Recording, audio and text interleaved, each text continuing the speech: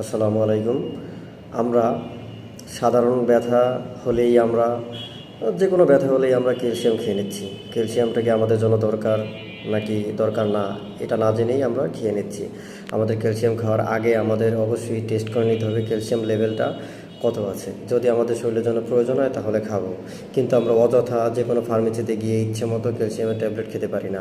হ্যাঁ, খেতে পারেন। খেলে কি হবে? খেলে আপনার শরীরের বিভিন্ন জায়গায় ক্যালসিয়াম ডিপোজিশন হবে। ডিপোজিশন হওয়ার কারণে আপনার কিডনি, পিত্তথলি এতে পাথর হতে পারে।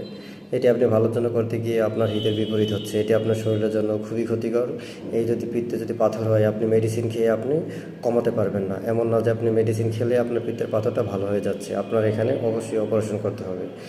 তাহলে বুঝতে পারছেন শরীরের জন্য কতটাই ক্ষতি। তো আমরা অযথা যে কোনো ফার্মেসিতে গিয়ে যে আমার ব্যথা হচ্ছে আমি ক্যালসিয়াম খাই, কিংবা কোনো রেজিস্ট্রেশন ছাড়া ডাক্তারের মাধ্যমে ক্যালসিয়াম খেয়ে নিচ্ছি, অতিরিক্ত ব্যথা